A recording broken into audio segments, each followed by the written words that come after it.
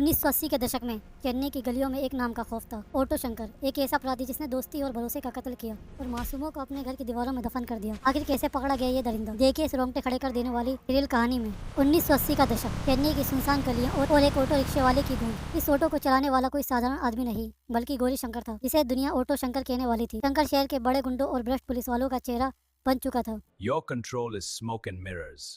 Just stick to the plan, Shankar. लेकिन उसके मन में कुछ बहुत ही अंधेरा और खतरनाक चल रहा था। उसने अपने घर को एक कसाईखाना बना लिया था। शराब और पैसों के लालच में वे लोगों को अपने घर बुलाता था, जैसे ही शिकार नशे में होता। शंकर का असली चेहरा सामने आता। Shankar, you old dog, always the serious one. Someone has to be the way you carry on. Come on, this stuff will loosen you up. Maybe, but it won't pay the bills. उसने अपनी पहली हत्या बड़ी रहमी से की और लाश को ठिकाने लगाने का एक शैतानी तरीका सोचा। मैंने अपनी पहली हत्या बड़ी बेरहमी से की। अब लाश को ठिकाने लगाने का एक शैतानी तरीका सोचता हूँ। उसने लाश को अपने घर की एक दीवार के पीछे खड़ा किया और उसे ईंटों में चिनवा दिया।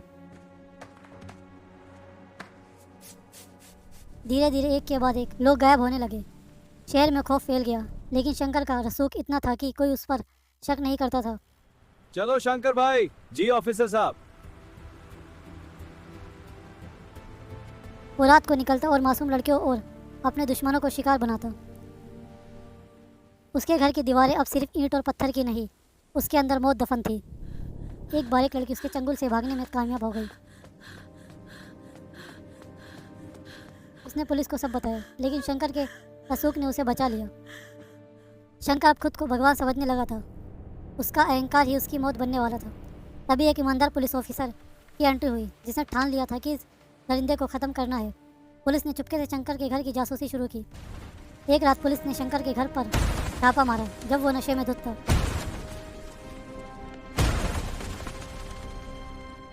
शंकर को गिरफ्तार कर लिया गया, लेकिन असली मंजर अभी बाकी था।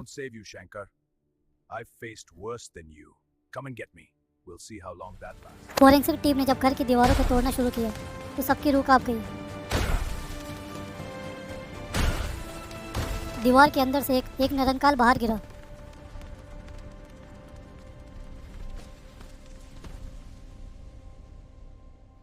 एक नहीं, दो नहीं, बल्कि कई लाशें उन दीवारों से बरामद हुई।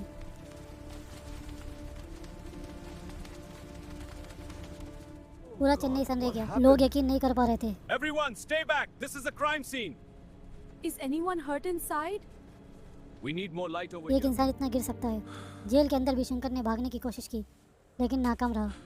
कोर्ट में उसके खिलाफ गवाहों की लाइन लग गई। मैंने अपनी आंखों से देखा, यह शंकर था जिसने किया। यह झूठ है, मैं निर्दोष हूँ। सच बोलो शंकर, तुम्हारी सजा पक्की है। मैंने कुछ नहीं किया, यह सब फरेब है। कानून का डंडा चला और उसे फांसी की सजा सुनाई गई। 1995 की वो सुबह जब ऑटो शंकर को उसके कर्मों की सजा मिली, उसकी मौत के साथ ही चेन्नई के एक काले अध्याय का अंत हुआ। क्या आपको लगता है कि आज भी ऐसे दरिंदे हमारे बीच मौजूद हैं? कमेंट में बताएं और चैनल को सब्सक्राइब करें और हमारी वीडियो को लाइक करें। क्या आपको लगता है कि आज भी ऐसे दरिंदे हमारे बीच मौजूद हैं? हाँ, मुझे लगता है। कमेंट में बताएं और चैनल को सब्सक्राइब करें।